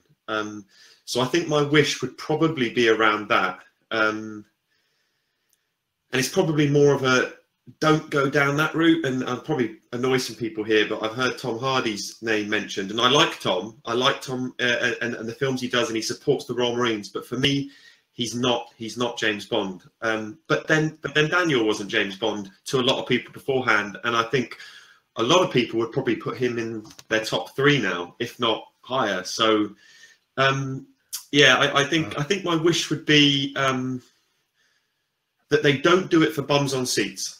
I think these days there's a lot of movies where we'll put this person in the lead of a film because they've got a following, or they do very well in Asia, or and I'd like to see them maybe a bit like they did with Daniel. Let's go with somebody who's going to bring something to it that we haven't seen before, and I don't know what that is. It depends on the script, doesn't it, and which film they go down. So are you going to answer this question, by the way?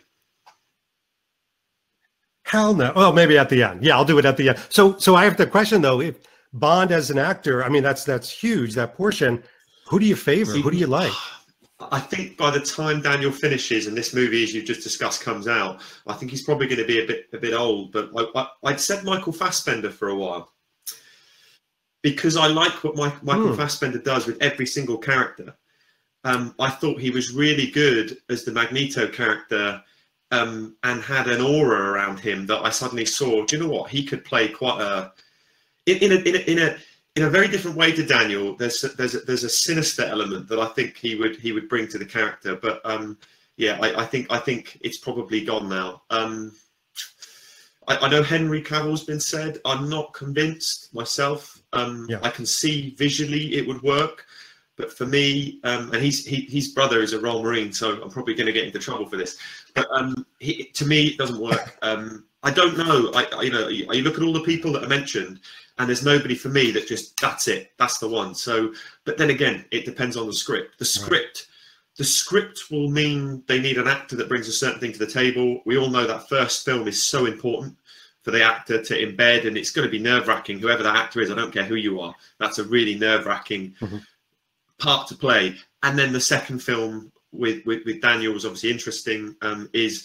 Is very important then to get into it, and then we're off. And I mean, whether you think Goldfinger's a great film or not, whether you think Skyfall's a great film or not, that third one is often quite important, I think. So yeah, that would be, I don't know is the answer. Let's see the list they bring up, and then you can ask me again.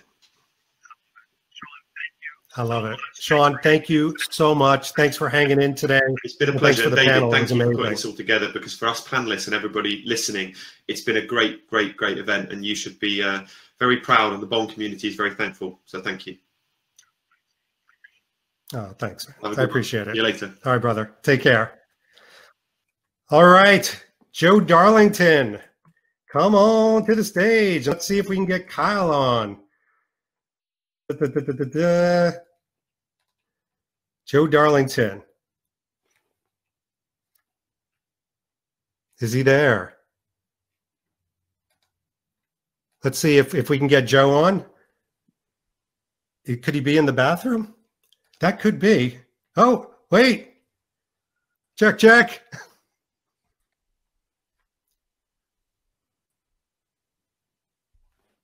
Are you there, Joe? I can see you. There we Check. Hi, how are you? Check. You must be exhausted. Good. Can you pull Kyle in? Oh my goodness, my friend, are you? No, you know what? I'm okay. When I hit end session, I think I'm going to lay down flat on the floor probably. But not until that happens. I feel you. Oh my goodness. You think you're going to lay down flat on the floor? Kyle, how are you? Well, yeah, you're going to lay down the floor in a different way. How are you guys feeling? Great. Had a ball. As usual, you deserve a round of applause for getting all this together. Amen. Listen, you know what? You guys, I've said this many times before. I do this with friends. Many people say, why do you get those guys, same guys? And I'm like, well, just like you go out with your friends to the pub, I do things with my friends. So you guys make this fun. I wouldn't do it if it wasn't fun. It's a little bit of work and, kind of rigmarole leading to it. But, you guys also showed that the resiliency and resurrection really is a hobby. So we're back. All right, guys, same question, though. And Kyle, we're going to start with you. You got the magic wand as a thank you for doing this virtual Bond convention. You got one wish for the James Bond future. What is it? Besides casting me in the #1 role? No, it could actually be that. No, I'd like to see them, besides that, which would be cool, but I'd really like to see them map out a plan, 4 or 5 steps in advance. I mean, play chess. What's your opponent going to do 3 moves from now, 5 moves from now? What are we going to do, 3 years from now, 5 years from now? Give us a roadmap. I love that. And Ray Cromfeld just said like almost like Marvel did. Yeah. Yeah. I love that idea. Joe, what about you? As you wipe the tears from your eyes out of emotional, I'm half on the grill pain. in the hot sun, and I just read around again. So no. Ooh. I heard a lot of great stuff. I love that idea. Like playing a couple chess moves ahead. I mean, Spectre could have been spectacular had it just been just a little planned out, a little more. And I also love the consistency. Keep it consistent. Why not? And I don't know if this is a wish, just so much as just a thought they could sort of keep in mind. I don't know that we have to sort of keep Bond in the competing with the giant blockbusters. You know, maybe it doesn't need to be a $300 million endeavor. Maybe we wouldn't have so many problems getting it made. And maybe it could dial down just to, you know, I mean, they seem to want to be doing more character stories anyway. With that in mind, you don't necessarily need to spend $100 million throwing a plane through a house just because. I mean, I know you want to keep it kind of spectacular, but again, I kind of feel like the most spectacular, exciting moments aren't necessarily the big expensive ones. So I kind of have this sort of dream of, you know, retinkering with the books a little bit. Maybe we do them as period pieces, or maybe we update them. But kind of getting back to the roots of what Bond is. That's true, but I still want Bond to be the big event that, you know, puts bums in seats and gets people out. And Bond should be a big event. Yeah, listen, I think it, but it's a question of why and how. Because I mean, think of the shows. I mean, there are movies and shows that we're talking about now that weren't necessarily the gigantic blockbusters. True. I mean, you know, they can be events because they're inventive and smart and consistent. You know, I kind of feel like nowadays, if I go to I mean, the last time I remember this was maybe the last Bourne movie. I remember going to the third Bourne movie and just kind of knowing it was going to be great because they were so consistent, they were so on point. The John Wicks are kind of the same way. The Mission Impossibles. I feel like if there's one coming out next week, I'd go knowing that it's going to be great, and I kind of go into Bond going, you know. So, I mean, again, it's my favorite franchise. I love it. I'm going to love it regardless. But again, just kind of pulling back from just the, you know, the over-the-top craziness and just kind of put a little more thought into the stunt work, into the script, into the stories, and you can have sort of the best of all worlds, really. I do have to say that my favorite parts, as I think about my top favorite parts of the Bond films, they're the little moments. And I think even you, Kyle, said earlier that you kind of miss, you know, the Bond lifestyle, you know, yes. Bond living his life moments, which could be in No Time to Die, him like picking red snapper out of the Jamaican, you know, ocean, you know, and just kind of pulling it up and smoking a cigar. That might be our favorite part. James Bond's day-to-day life. Let's just see him being James Bond. There you go. Right. You could do a James Bond home garden TV network show with just redoing his. Let's not do that. I'm gonna. Yeah, we would all watch it. It's terrible. Hey guys, thank you so much for doing this, for coming back on. You guys did a great job. I think they could have asked you questions for another couple hours, but thank you for doing this today. I really do appreciate it. Thank you for all you did, brother. Listen. I know what goes on behind the scenes. You deserve a lot of kudos. So, way to go. Thank you. Thanks, guys. All right, Kyle, be good. Yep. Finish that beer, man. Take care, guys. See you soon. Can you shut off your camera and mic on this? And he did it. Nicely done. All right, so we're going to have the music panel come up. We're going to have Mr. Warren Ringham. It is late there. I know it's late. Sure is. Warren. How on earth are you still going, man, with your energy? I've been saying to everybody, I'm sure as soon as this thing goes dark, I'm going to make my way to the bathroom, because that's been a wish for me for the last 3.5 hours, and then it's over. But hey, can we pull JW? Is he still on? Oh, he is. I saw him comment a minute ago. Actually, I thought. If you go to. I'm getting on it. JW. Yes, I got him. Let's pull him. I got him. I'm on it. Great. Sweet. We'll get the maestro in here again. turn the mic on. How are you doing? It's pretty late where you are, isn't it, Warren? Yeah, I'm good. I've been here pretty much all day. I think I had a couple of 15-minute spells which went down, saw the kids, but I've been here for all the panels. It's been fantastic. And just echoing what everyone else has said, thank you so much for organising it. Absolutely amazing job. My pleasure. What the heck is Muttley snickering about? What's with that Muttley? You two make me laugh. I love it. You just put a smile on my face. You know, You just put a, John, we shower you with compliments saying that you melt dairy products in refrigerators, and you say Warren and I look funny? No, you look great. You're just two handsome What's men. wrong with Look you? at you. You know? I love Well, it. thank you. Now you're turning my cheek. All right, guys, listen, you've seen the other guys. There's a big reward. You didn't know this, but for spending all this time leading up to today and even today, you are bequeathed with the magic wand of James Bond with one wish for the future, and it could be anything. So, Warren, I'm going to let you go first on this one. Oh, it's a piece of cake, this, for me. Easy answer. David Arnold's come back. Do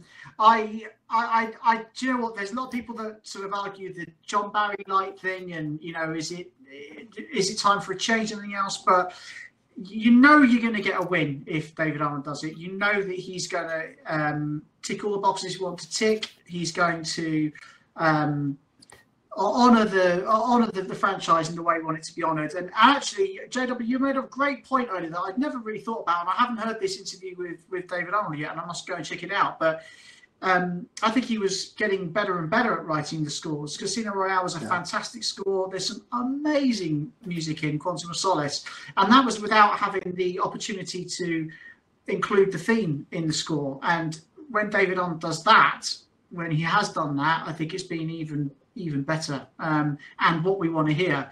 So yeah, easy peasy answer for me. I really don't want to just the Bond soundtracks to go down the line that we are with the same thing that everyone else is doing, this kind of moody, atmospheric music of Newman and the way that Zimmer has gone. And Zimmer can write themes. Zimmer can do it. He has done in the past, but he's not doing it anymore.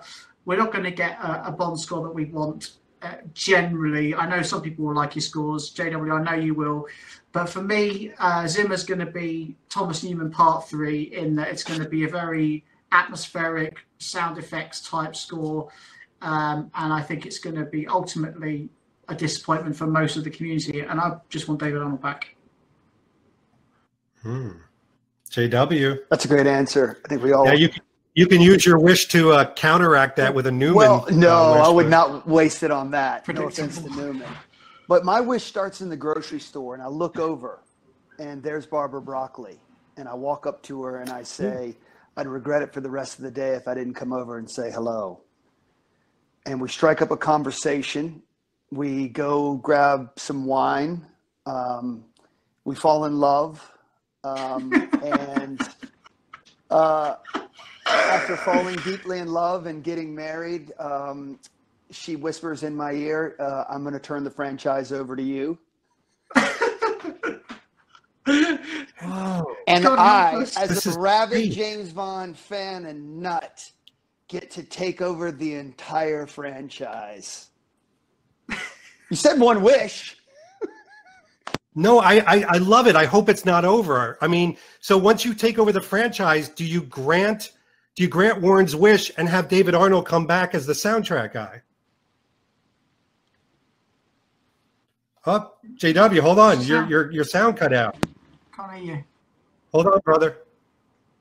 I think Barbara Broccoli shut off his mic. Yeah, Eon have muted him.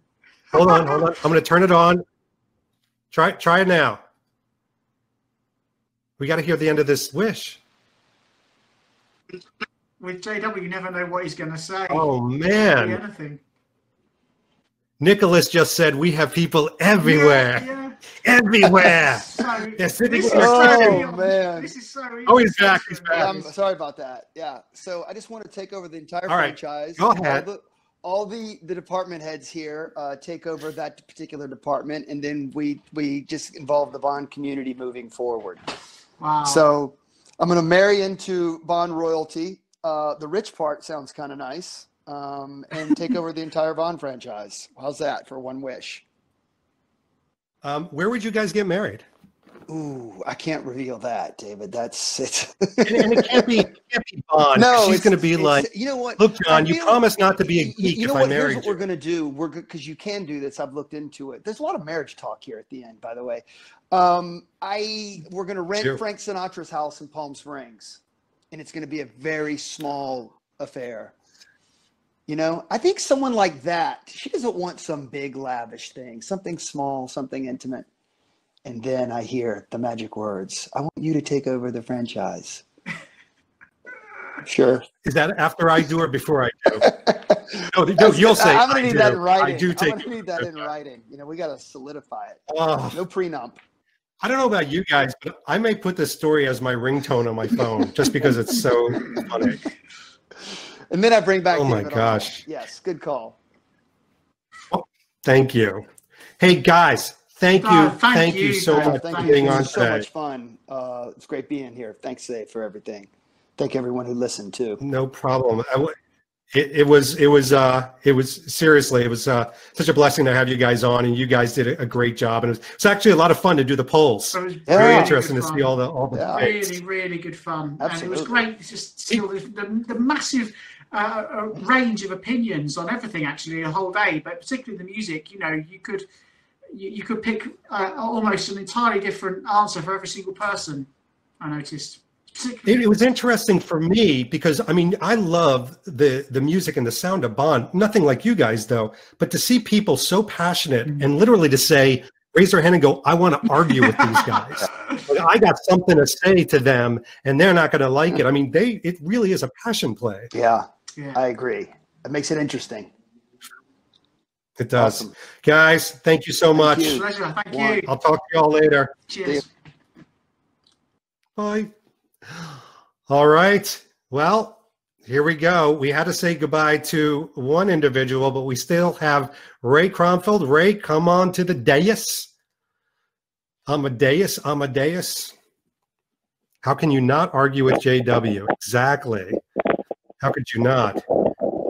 Oh, I hear Ray getting ready. He's getting those wonderful AirPods together.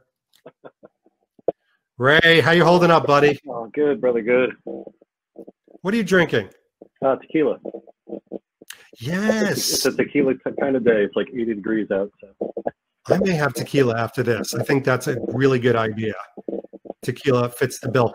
You've been hearing the question. You know, good luck, because there's been some really great answers, but we've got the James Bond future magic wand. What do you do with it? Man, where to even start? I mean, Tom and Calvin, their answers were fantastic. Of course, the spacing between movies would be probably my number one, but if I had to choose something different, make JW's wish come true as long as he brought me on as a technical advisor for the firearms. Oh my gosh. All of us are going to be part of this Barbara Broccoli fantasy wish that JW has. Okay, that works. Oh man, no. If I had to do my own thing, just sticking with the theme, it would be to bring real world tactics into the Bond films. We see too much of the Hollywood type stuff, you know, proper training with the actors and that kind of thing. A little more John Wick, a little less, you know, Charles Bronson, 70s cup and saucer, or a Michael Bublé theme song. I'll take that one. Well, let's go back to the tactical one. I like the Bublé one too. I'm a fan. But let's start with the tactical one, because in No Time to Die, I know you've been replicating and following very closely some of the stuff in the trailer where it shows Nomi and tactical Bond. I mean, clearly there's a tactical Bond moment where he's in his sweater, which you've replicated as well. I mean, do you think we're going to get something a little bit more authentic here? What is it looking like from now, or is it still going to be Hollywooded up? There's a couple things that stood out the most. One of the big ones that people were talking about on the different forums and everything was the thigh leg holster, which was oversized. We see it in the movie poster and some of the behind the scenes, while Bond's holding a PPK, and it just doesn't mesh. You know, it's a small, compact pistol, such a giant holster. They rectified that in the new poster where he's holding a SIG 226, which would be appropriate for that. But it doesn't feel Bond without having him with the PPK on the poster. A couple of the clips that we see during the trailers, Bond has what we're assuming is an M4, definitely in that family, automatic, and he fires from the hip. all the equipment that's on the firearm itself is correct. Firing from the hip, not using the sights, it's kind of like a cliche Hollywood thing. But I don't know. There's a couple behind the scenes leaked footage and stuff, no spoilers, that look pretty appropriate. So I'm anxious to see what happens for sure. That's awesome. Hey, Ray, I know Donnie had to go to work, but thank you so much for coming on.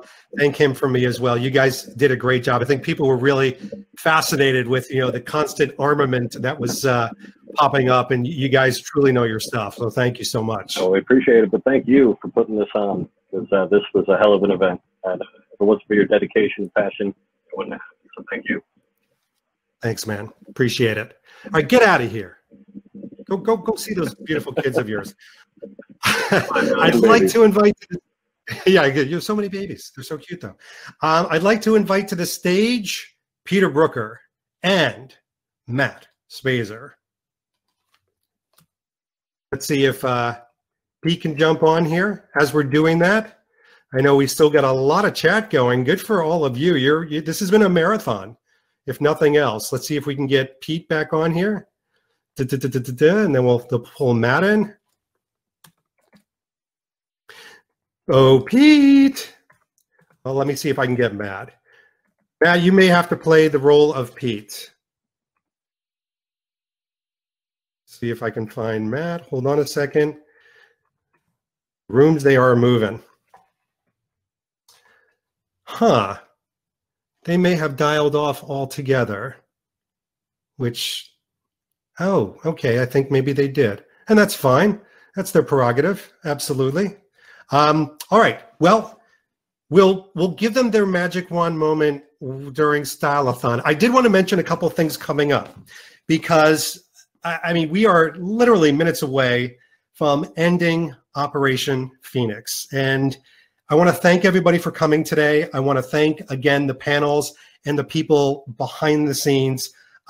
You've all been absolutely amazing. And by the way, I'm reading that Matt Spazer is around. So if one of the other panelists can bring him in to the room, that would be a huge favor to me. And Julian says, let's hear your magic wish, David Zaritsky. Okay, I will tell you my magic wish. And it's going to seem like a real granola kumbaya moment. My magic wish, my magic wand wish, is just this. I don't know how often we're going to have movies. I don't know when No Time to Die is going to premiere. I don't know who's going to be the next actor. You couldn't. I do know that what I get excited about every day is connecting with this incredible Bond community. So my magic wand is that it just increases. I want more people to create things. I want more people to do events. As a matter of fact, I love this. On Monday, this coming Monday, there is a On Her Majesty's Secret Service 1-year celebration that they're doing, a bunch of panels on that. There's hopefully going to be more of these types of events, but you can always find these things. And I know that the one constant in our fandom is this Bond community being a really positive force and being very engaged and very supportive. And when people aren't supportive, we circle the wagons and we defend each other. So my magic wand wish, I've got two, is number one, for the Bond community to keep on rocking strong and keep doing things like this together. My second magic wand wish is to have Matt Spazer appear in a beautiful blue polo made by Oliver Brown as an homage to, oh, and there he is. Hey, David. Yeah. Boom. Yeah, I really appreciate you having me on today. It's been a great day. I mean, I've enjoyed all the panels. I've really enjoyed all the panels. I've enjoyed being on a panel. It's been a wonderful day.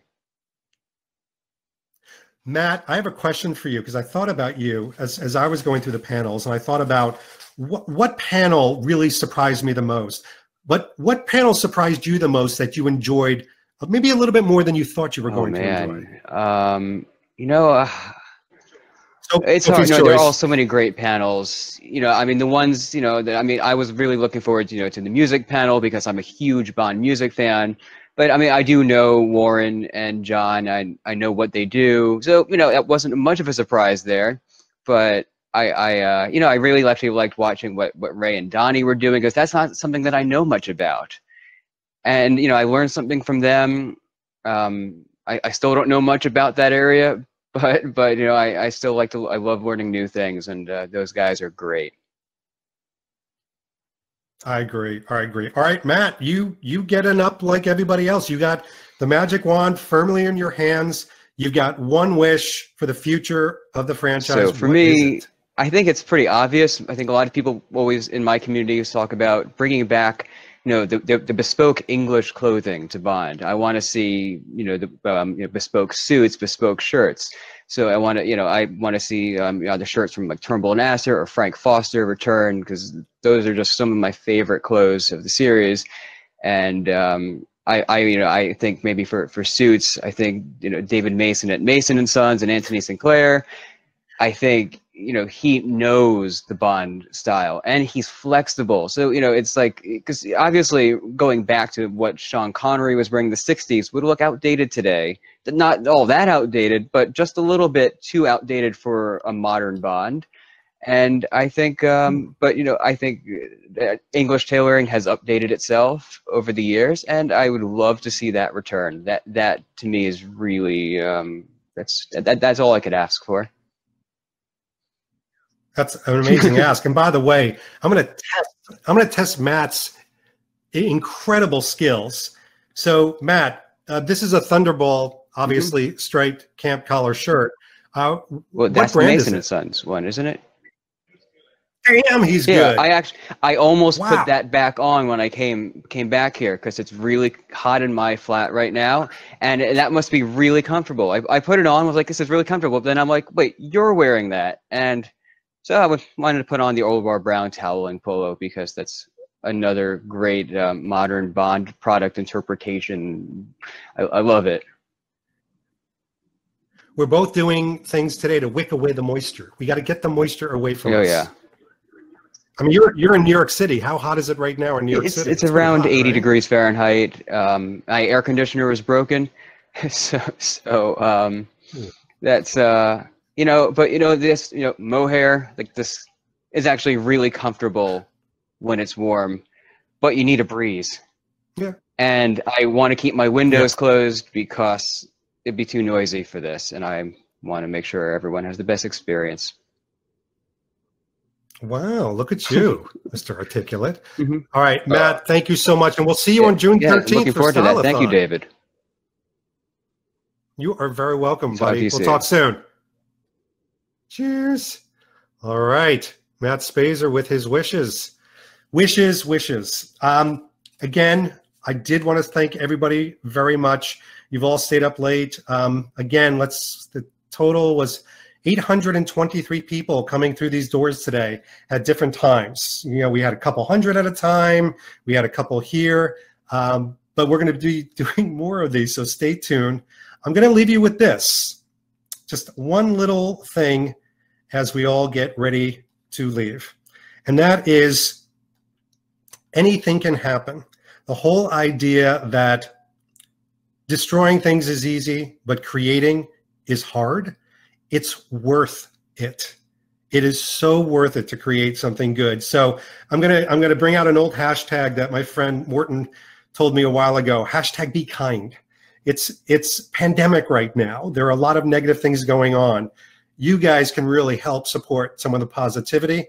And just remember, these little things go into the ending here.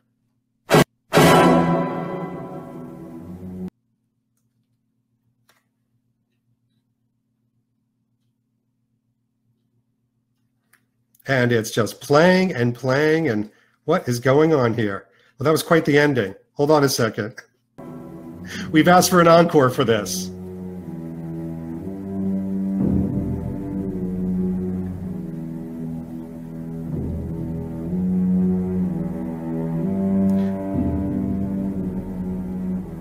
Do you expect me to talk? No, Mr. Bond, I expect you to die. Well, I could do a voiceover. Well, there we go. Look after Mr. Bond. See that some harm comes to him. You defy all my attempts to plan an amusing death for you.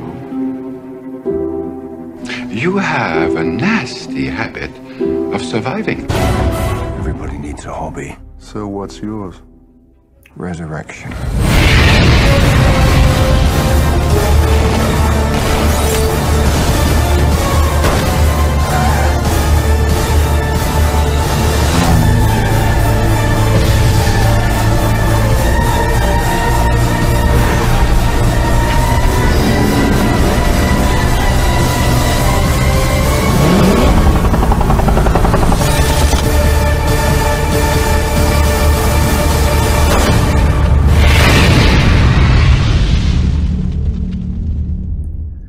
Ladies and gentlemen, good night, be safe, and be well.